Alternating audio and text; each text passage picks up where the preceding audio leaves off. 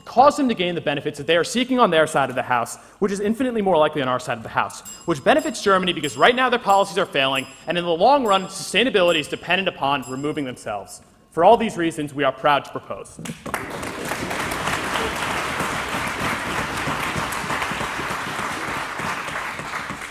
Thank you very much, Mr. Speaker. Let's now move directly to the fourth speaker from the opposition side, Mr. Tim Squirrell.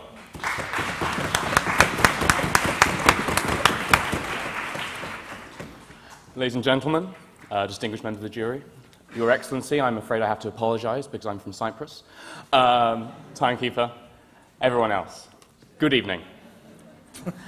Now, it appears that the proposition side are propagating a fundamental misunderstanding of a couple of things. First, the EU as a body, and secondly, the Europeans as a people. Now, as I say, I'm from Cyprus. Now, the sort of characterization of the Cypriots, the Greeks, and the Italians, which has been given to us by prop side, is of lazy layabouts who sit in their banana hammocks all day and do nothing, and then when Germany punishes them for their lavish lifestyles, crawl like Gollum from Lord of the Rings to the bank, going, "They stole it from us!" This is fundamentally a misrepresentation.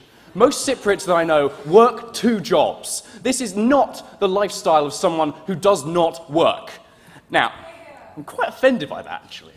Now, they've also misunderstood the EU as a body.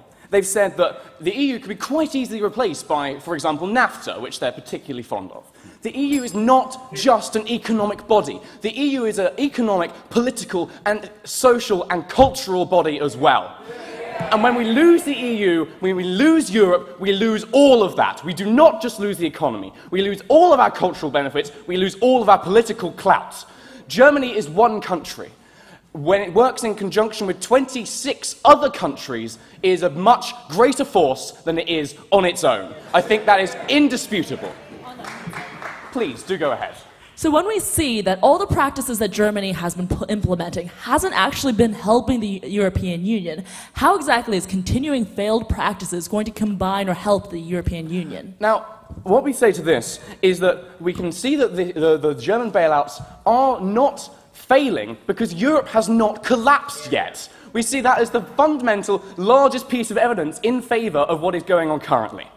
Now, what we're also saying is that we're not just seeing Germany seceding from the EU. We're not just talking about Germany leaving, going on its daily life and just sort of leaving EU behind in the dust and being quite happy, carrying on.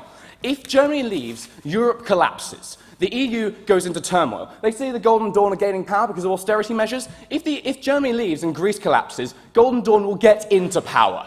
We will end up with conflicts, with riots on the streets. Now, let's move on from that. Let's talk about... no, thank you, not for now. Let's talk about something a bit more interesting. So, let's look at culture.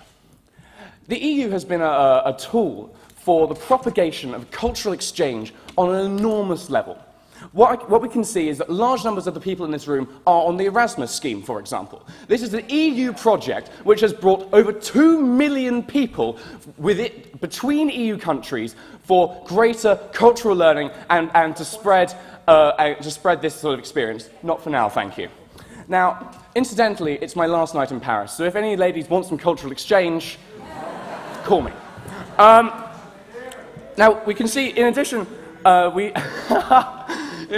there is freedom of movement between countries. Now, lazy layabouts like me from Cyprus wouldn't be able to get a visa to even come here if we weren't actually in the EU. Now, yeah, go on. Is it possible to have cultural exchange and freedom of movement between countries that don't share a currency? Yes, absolutely. But what we're saying is that if Germany secedes from the EU, we don't just lose a single currency. We lose everything that makes Europe, Europe in the modern day and age. Now, in addition to this, the EU has been the fundamental driving force between huge scientific advances. Take, for example, CERN. This has been one of the biggest, if the biggest scientific project in history. We've had, and watch your step, because I'm about to drop some knowledge. 10,000 scientists and engineers working from 100 different countries in a tunnel 27 kilometers in circumference, 175 meters below the ground. This is the sort of endeavor that could not happen purely with one country funding it. Germany could not do this on its own. It is a contributor along with the UK, along with France, along with 18 other EU member states. They are all members of CERN. This is not something that happens on its own. No, thank you, I've already taken two. Maybe later. We'll see. In addition, we have the European Space Agency, the only realistic rival to the US in terms of space exploration. We think that scientific discovery and endeavor is fundamentally a good thing. If you don't, please do tell me. I'm a scientist. I'll be very annoyed. In addition to this, we can see that the EU funds huge amounts of cultural things.